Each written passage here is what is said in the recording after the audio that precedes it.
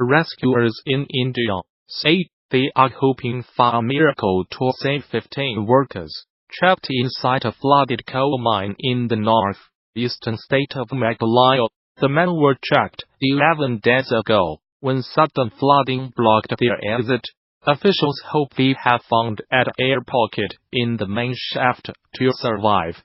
Rescuers have been trying to drain the mine, but have just 2 pumps, and have asked for more resources. So-called red hole coal mining is widespread in the state, but illegal. Such mining involves digging pits into the ground to create a narrow hole to find coal. The trapped workers work inside one such mine in East Chennai district. We are optimistic that the miners have found an air pocket, a dry area, in the main shaft. It will give us more time to reach them.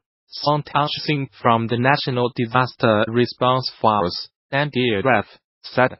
District authorities have asked the state government to provide better pumps to drain the shaft. Experts say the 370-foot deep mine was particularly vulnerable to flooding since it was near a river. Most red hole miners are migrant laborers who come from neighboring states to earn money. A complete ban on red hole mining was announced in 2014. Mine owners have since challenged the ban, and some of their petitions are still pending in the Supreme Court. But the incident has highlighted that illegal coal mining continues to be rampant in the state. 2 activists were attacked last month, allegedly for collecting evidence of illegal coal extraction in East Chennai district. The state's chief minister, Conrad Sangmal, admitted to illegal mining in the area on Friday. We are doing all that we can to save the miners, he told reporters, adding that this practice was not acceptable. Many in the district, which is rich in minerals and coal reserves, either directly or indirectly depend on such mines to earn money. India is the world's 3rd largest coal-producing nation, and coal provides 60% of the country's energy needs. But the industry is poorly regulated. Workers, who are often faced with life-threatening situations, have little protection from health hazards. Reporting by Sunny Oceanshine, the United States military says it has killed 62 fighters from the Islamist group Al-Shabaab in 6 airstrikes in Somalia. 4 airstrikes on Saturday killed 32 militants, and a further 2 on Sunday killed 28. It said in a statement. These were the deadliest air attacks in Somalia since November 2017, when the United States said it had killed 100 militants. Somalia has seen a sharp increase in the number of airstrikes and casualties since President Donald Trump took office in the United States in January 2017. A tally by the Bureau of Investigative Journalism reveals that at least 400 people have been killed in airstrikes since the beginning of 2017, far more than the previous 10 years combined. The latest strikes bring to at least 40 the number carried out in Somalia so far this year, compared with 35 recorded in 2017. The United States has a huge military base in neighboring Djibouti, from where it launches attacks on the militants. Mr. Trump gave the United States military greater authority in March 2017 to attack militants in Somalia. Traditionally, United States presidents have been wary of intervening in Somalia since Special Forces soldiers died fighting militias in the capital Mogadishu in 1993, a battle dramatized in the film Black Hawk Down. No civilians were killed in the latest airstrikes, which were carried out in coordination with the Somali government, the United States military said. Alongside our Somali and international partners, "We are committed to preventing Al-Shabaab from taking advantage of safe havens from which they can build capacity and attack the people of Somalia," the United States Africa Command said. Al-Shabaab, which is linked to Al-Qaeda, has not yet commented on the latest strikes.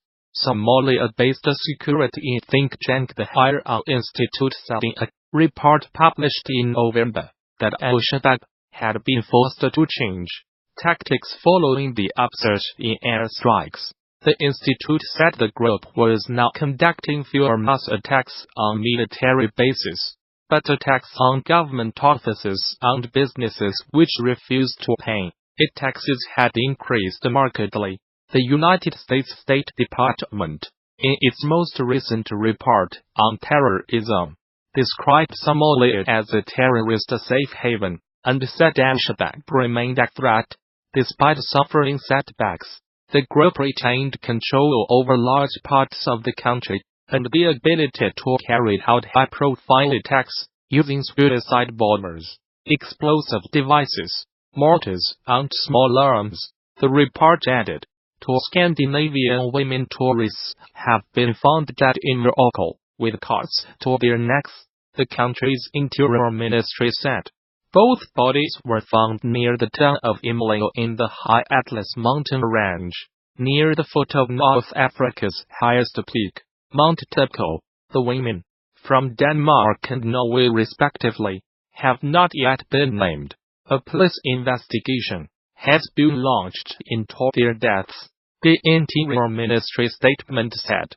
Two Scandinavian women tourists have been found dead in Morocco, with cords to their necks, the country's Interior Ministry said.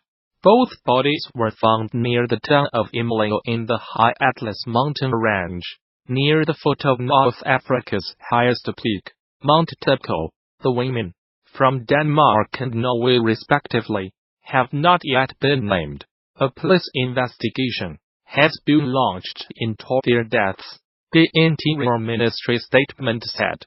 A popular tourist attraction has become the latest Chinese company to show solidarity with Huawei's chief finance officer, Meng Wanzhou, who was arrested in Canada on 1 December. Shannon Mountain Scenic Park, in eastern Hainan province said it would waive the $9.65 yuan ticket fee for anyone carrying a Huawei phone. Ms. Meng, who was given bail in Canada, faces extradition to the United States on charges of breaking Iran sanctions. Her case has upped tensions with China. Use Huawei phones. Shoot grand photos on the mountain. A notice on the Shannon Park's social media account said, "We wish friends around the world who support Huawei's success and bliss." The offer would last until 29 December, the South China Morning Post reported.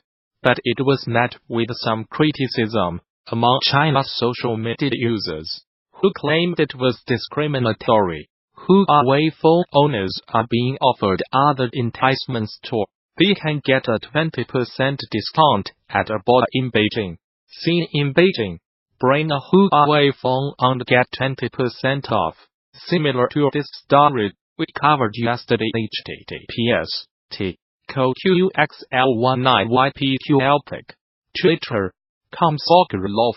End of Twitter post by @LuOceanG. At least one firm has threatened to penalize anyone buying Apple products. A few days ago, Manpad Shenzhen-based LED and display manufacturer offered subsidies to any employees buying Huawei phones. It also pledged to fine anyone who bought an Apple iPhone. United States prosecutors alleged Ms. Meng, 46, used a Huawei subsidiary called Skycom to evade sanctions on Iran between 2009 and 2014.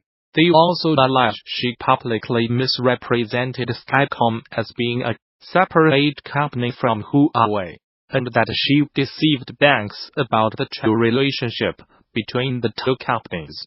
Ms. Meng, who is the daughter of Huawei's founder, has denied any wrongdoing and said she will contest the allegations. life of Huawei's high-flying heiress.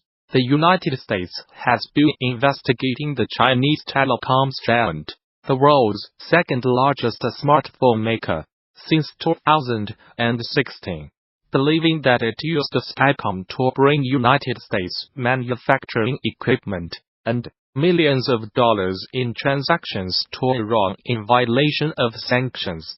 Ms. Man's detention comes amid an increasingly acrimonious trade dispute between Washington and Beijing. China is angry at her detention, saying she has not violated any laws. Beijing has threatened severe consequences unless Canada releases the executive.